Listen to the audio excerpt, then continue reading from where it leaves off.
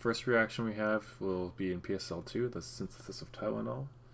It is a reaction between that benzene with an amine here and an alcohol here. So that's para-aminophenol. And we're going to react it with our acetic anhydride. Looks like this. People like to steal this and make drugs out of it. Arrow starts at the lone pair. Oopsie. Arrow starts at the lone pair, hits up in the carbonyl, comes up, comes back down, ejects this guy. That'll give us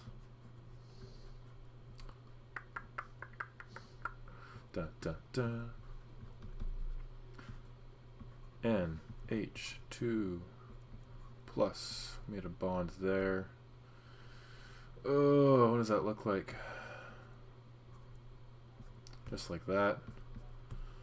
Plus our acetate. Acetate's going to come deprotonate this amine, neutralize it, give us our final product of Tylenol.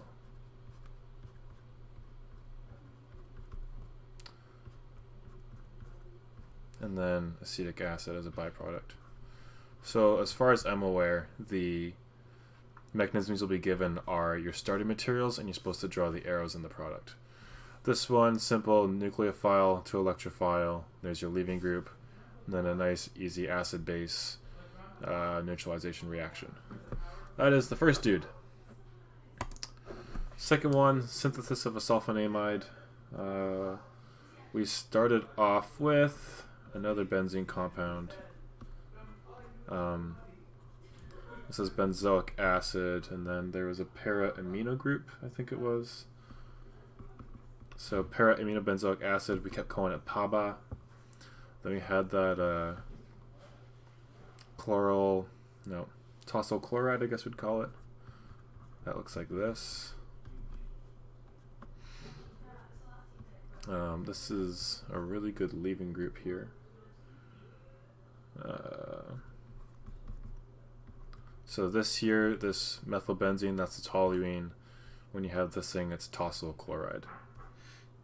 Again, oh, actually, the way this one started is we had some bicarb. So I guess it'd be 2 Na pluses here. We first had to deprotonate the carboxylic acid to make it soluble for our reaction. So we had that. Before the reaction started, because we had to deprotonate to make it soluble in water first.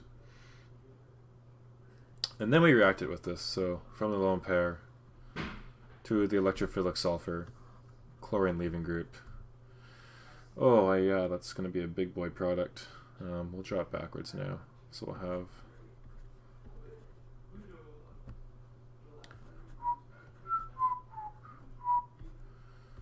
this is a really easy to draw with software, obviously. We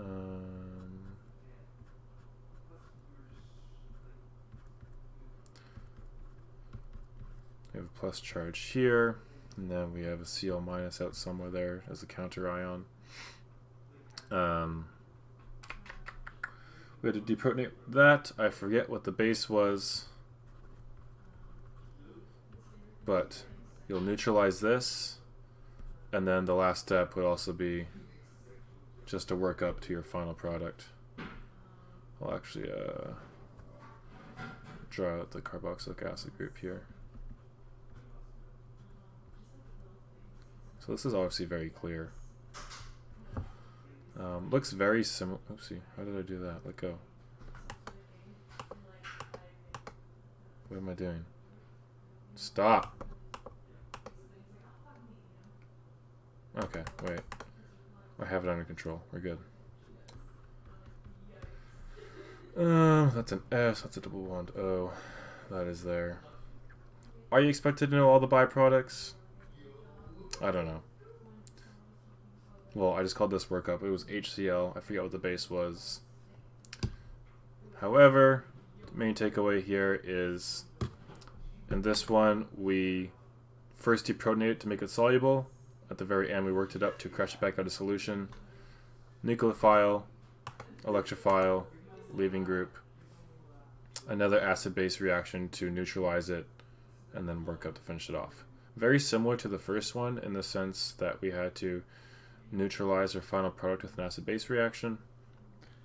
Yeah, let's go to PSL4. That was chlorination of an alcohol. Our starting material looked something like...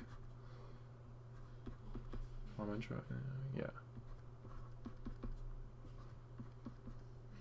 Look like this. 1, 2, 3, 4.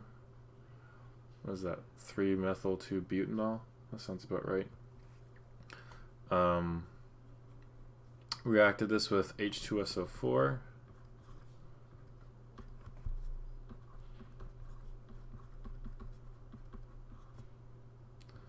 So this is a very strong acid, so that's going to protonate the alcohol here. It's going to come off.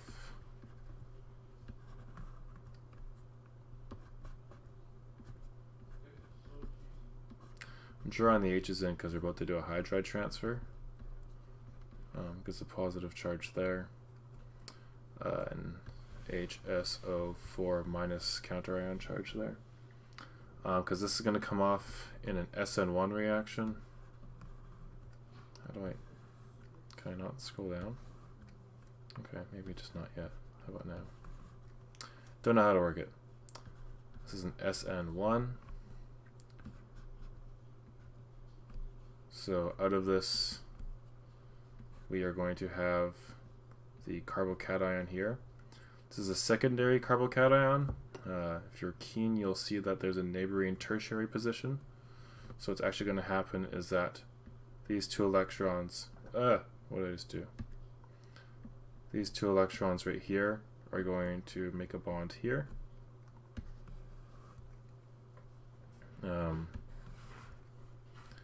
Let's go this way, giving us a tertiary carbocation. And then I think we added some NaCl or something, some sort of chlorine source. And that finished her off. Guess we're just going up here now. I don't know how to work this thing. So that was the chlorination of an alcohol. Start off with an alcohol, hit it with an acid, creates OH2+, which is a great leaving group.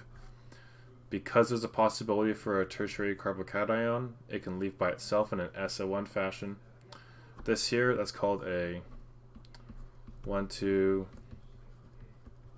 hydride shift.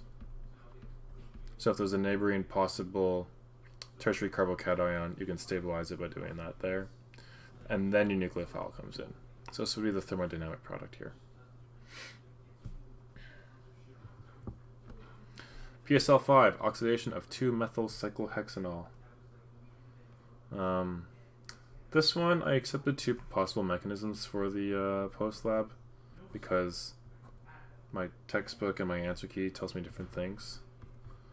So we started off with 2-methyl-cyclohexanol. We used glacial acetic acid.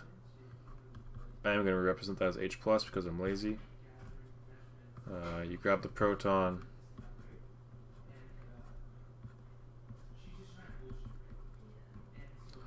There's this good leaving group we just saw earlier. The other thing we had in here was Na+, OCl-. So what's going to happen is this will come in, nucleophilically attack SN2, knock that guy out. Now you're probably thinking, Riley, why didn't this just leave, make a secondary carbocation and make a tertiary carbocation just like the last lab? That's a really good question. We're going to keep moving on now. Methyl there, your OCl here. You know what? Let's oops. Let's actually draw the glacial acetic acid because she's coming back into play over here. This little sneaky hydrogen here is going to be stripped away by this. These electrons are going to make a pi bond here and eject the chlorine. By that logic, we form a pi bond there, eject the chlorine, so we get Cl minus out of there. Also, this acetic acid reforms, so I guess it's technically a catalytic acid. Quickly reviewing over the mechanism, alcohol protonates itself, becomes a good leaving group, SN2 knocks it out, acetic acid reforms, acetate reforms acetic acid, pi bond, eject chlorine leaving group. You oxidized an alcohol, hence the title of the lab. The other mechanism that people were doing was that the OCl originally reacted with the acetic acid, making HOCl, which then the OH attacked the H of the HOCl, which would still give you OH2+. OCl minus would come in, so from that point on it's the same thing. Instead, they just protonated this first, which gave you the exact same result in the end. That is PSO5, oxidation of 2-methylcyclohexanol. Friedel Crafts, we did an acylation of a generic benzene. I will use aniline. Let's use aniline. There is a generic benzene. Here is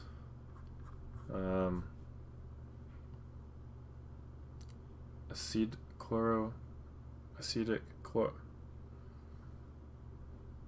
chloride. Yeah, that's what it's called. So that is our acylation reagent. Then we have this Lewis acid catalyst. So you got a little empty orbital right there. That's cute.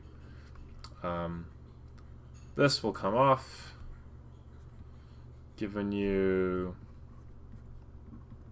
this guy and this guy. Now the textbook probably tells you something differently. This might be one molecule here, this might be an acylium ion, but this is fine. As long as the chemistry checks out in the end, it's good. This big boy pi bond, the Zoop over here.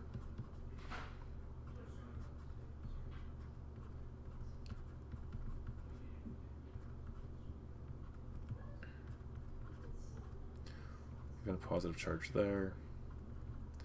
This H, so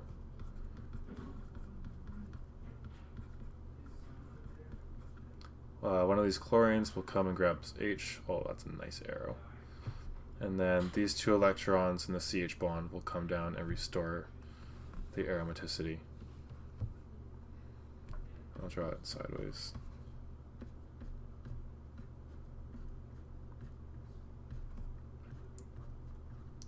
So for Friedel Crafts to occur, you're going to need an electron donating group. Your unknowns were an ether here, amine here, a toluene here, or an isopropyl here. So cumene, toluene, aniline, and anisole. These are all electron donating groups, so you're always going to get the para for the major product.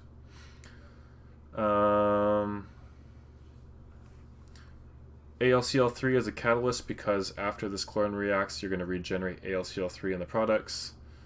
This is your aromatic nucleophile. This is your electrophile. So it's a electrophilic aromatic substitution. Just got rid of the H there. You substitute it with this acyl group. That is it for Friedel Crafts. I assume they're not going to change it up and make an alkylation. It should be exactly what it was in the lab. So they'd give you the starting materials, you draw the reaction arrows, and the product. Aldol condensation. These are large molecules, and I really don't feel like drawing them. So I will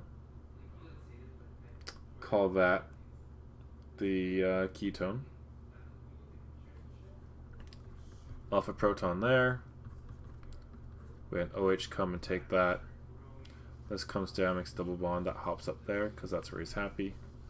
I'm sure Neeland has a really fun way to describe that. Something about a electron rocking back and forth before it tumbles down or something.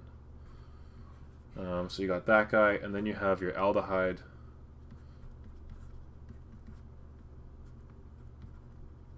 So this is going to come back down. You could either put this on the carbon, then from the carbon onto here, but it's equally reasonable to draw it from the pi bond onto the carbonyl.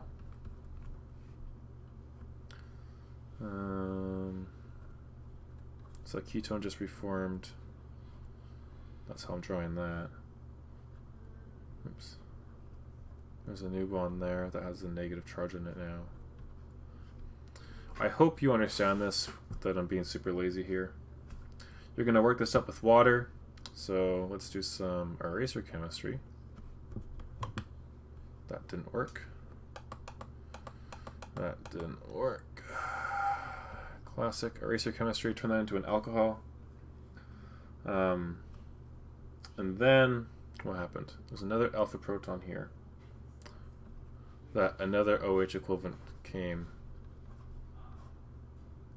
brought this down, and kicked out that alcohol. This OH turns into another OH minus to keep doing this or keep doing that. Doesn't matter in terms of the mechanism though. We're just trying to show how I get to the alpha beta thing here. That is super clear. If you have any questions, let me know. If that, like, oh, I haven't handed back this lab actually.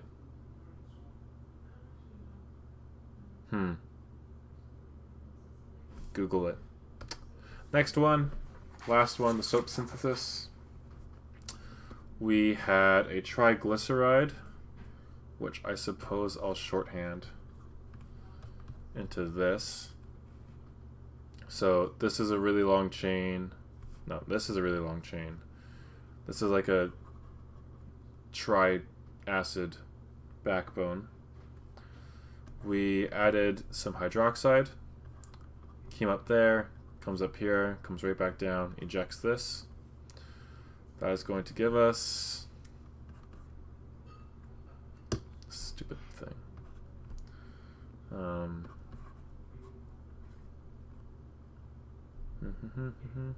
Minus charge there. Like 17 carbons long or something. Was that the whole mechanism? Yeah, so this is your sodium stearate. Because this is actually going to take that proton. That will give us... Let me try that again. The H there and the minus here. So there's a sodium, there's a stearate. And then this is actually, if I draw out this whole thing,